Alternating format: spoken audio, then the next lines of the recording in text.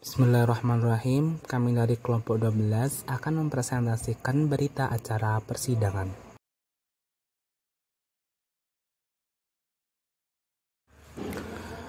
Pertama adalah pendahuluan. Manajemen perkara yang baik akan tercipta apabila unsur-unsur dalam manajemen perkara itu dilaksanakan dan baik dan teratur sesuai dengan kaidah-kaidahnya.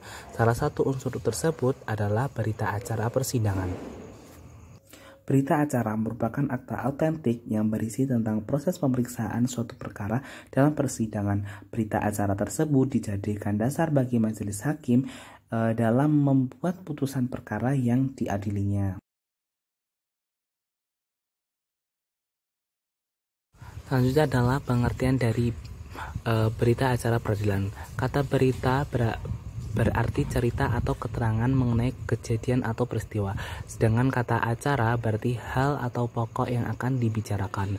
Yahya Harahap berpendapat berita acara dilihat dari hukum adalah akta resmi yang mempunyai nilai autentik karena dibuat oleh pejabat resmi yang berwenang.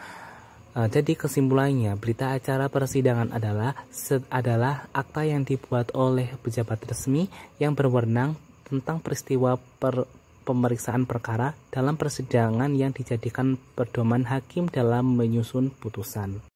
Yang kedua adalah macam-macam berita acara. Yang pertama adalah berita acara panggilan sidang, yaitu yang dibuat oleh jurusita atau jurusita pengganti yang isinya agar para pihak hadir pada persidangan yang ditetapkan.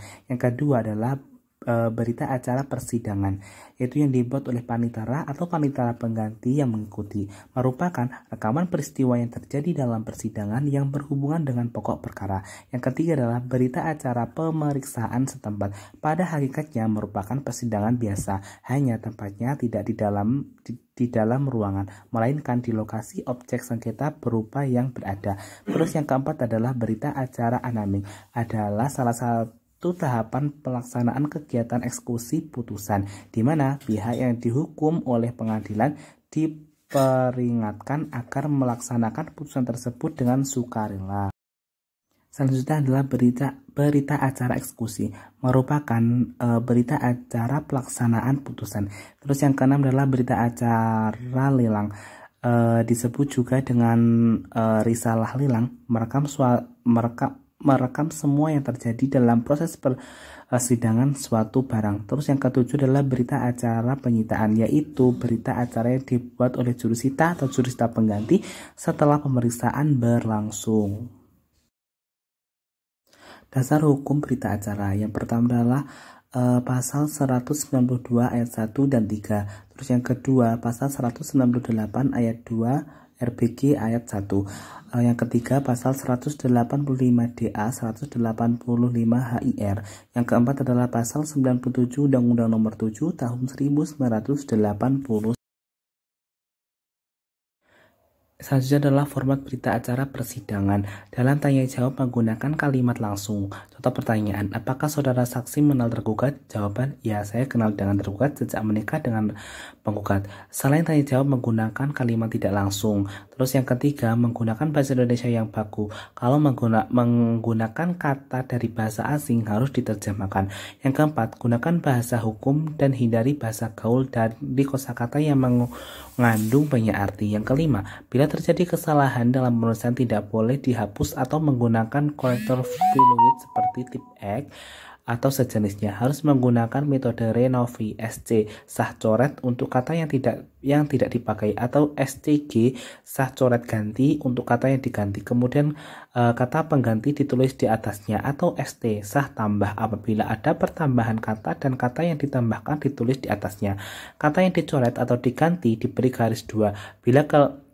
Bila kalimatnya panjang memakai Z cross, kemudian di pinggir sebelah kiri ditulis SC, ST atau SCG dan diparaf oleh PP atau ketua majelis. Yang keenam, berita acara pertama sampai dan berita acara terakhir diberi nomor halaman secara bersambung, termasuk bukti surat juga diberi halaman.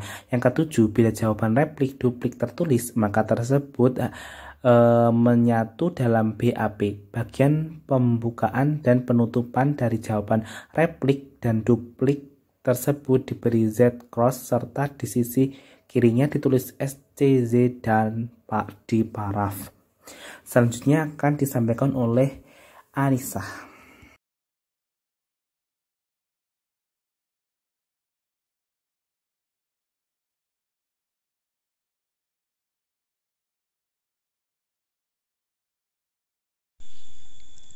Yang kedua, format BAP. BAP memakai kertas folio 70 gram, margin kiri 4 cm, atas 3 cm, bawah 3 cm, dan kanan 2 cm. Font memakai Arial dengan font size 12 dan spasi 1,5. Memakai format balok atau iris talas, tetapi dalam buku 2 edisi revisi dianjurkan pertanyaan atau jawaban lebih dari 5 baris memakai format iris talas karena akan menghemat kertas. Berikut merupakan contoh format balok dan format iris talas.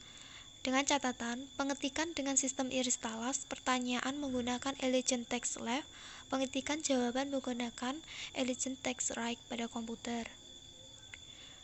3. Penulisan identitas meliputi nama, umur, tanggal, agama, pekerjaan, pendidikan, tempat tinggal, nama para pihak menggunakan huruf kapital.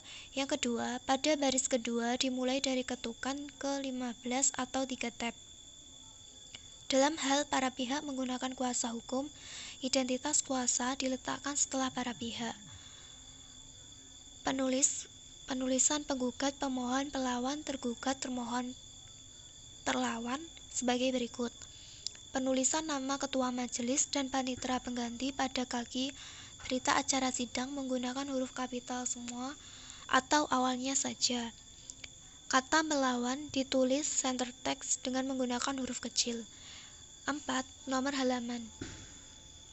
Nomor halaman berita acara sidang harus dibuat secara bersambung dari sidang pertama sampai sidang yang terakhir dan diletakkan di sebelah kanan bawah.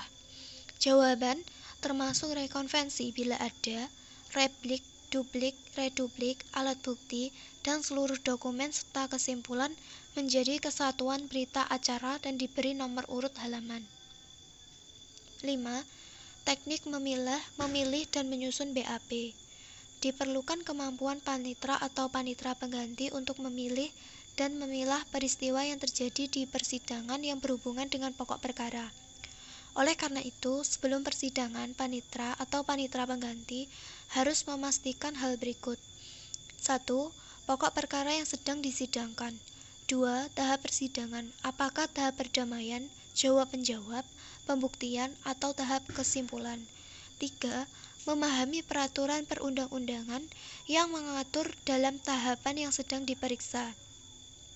Seperti dalam persidangan pemeriksaan saksi, yang penting untuk dipahami adalah apakah hubungan saksi dengan para pihak, apakah saksi mengetahui atau tidak. Jika saksi mengetahui, apakah pengetahuan saksi tersebut diterima oleh orang lain atau saksi mendengar, melihat sendiri kejadiannya.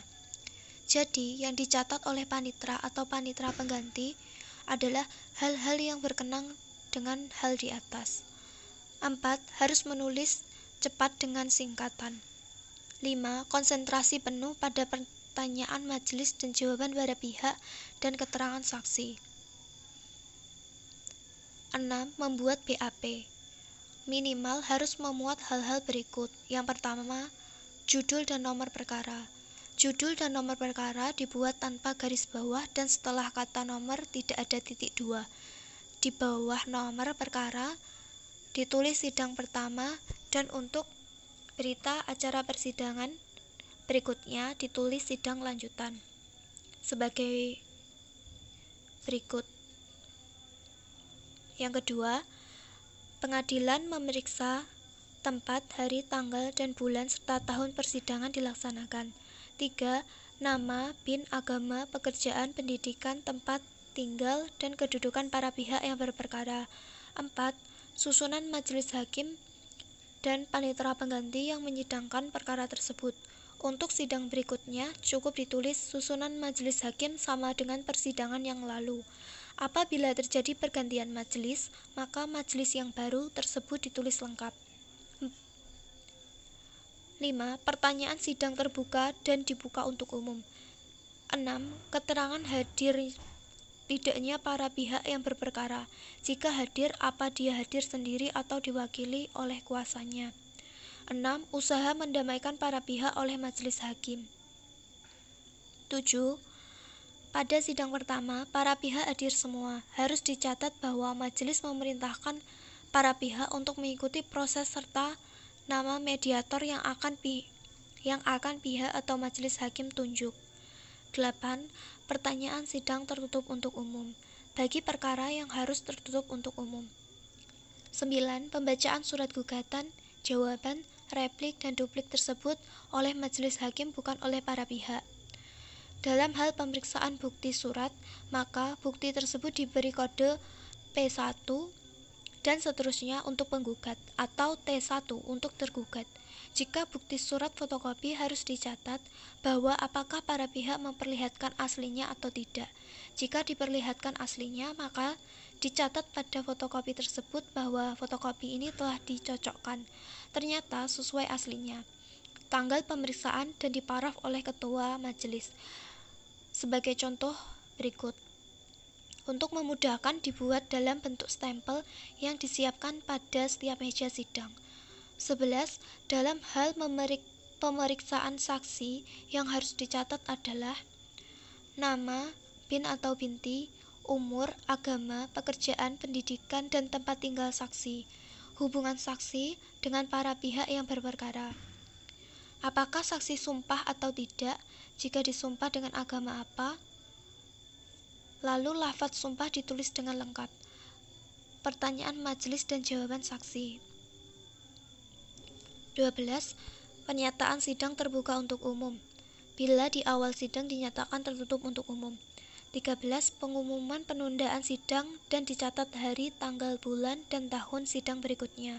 Untuk pihak yang hadir diberitahukan agar hadir pada hari tanggal tersebut, dan bagi yang tidak hadir diperintahkan kepada juru sita pengganti untuk memanggil yang bersangkutan serta menyebutkan pula alasan penundaan tersebut.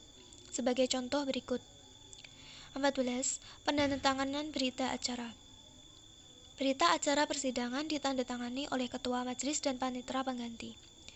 Jika ketua majelis hakim berhalangan, berita acara ditandatangani oleh hakim anggota yang lebih senior.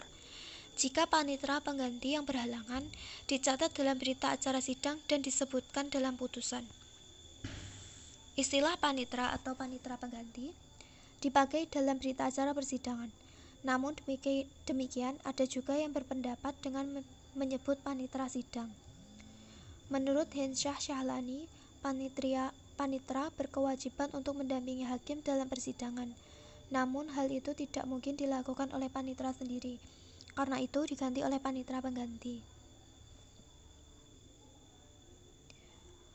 Yang terakhir, minutering BAP. Sebagaimana yang telah dikemukakan bahwa panitera atau panitera pengganti membuat catatan dalam persidangan.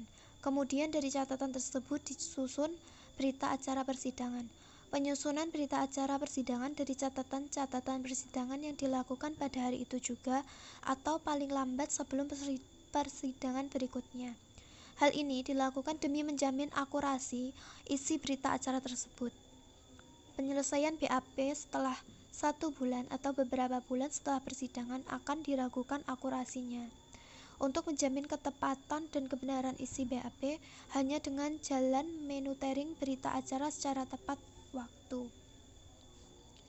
Demikian presentasi dari kami. Apabila ada kurang lebihnya, kami mohon maaf. Wassalamualaikum warahmatullahi wabarakatuh.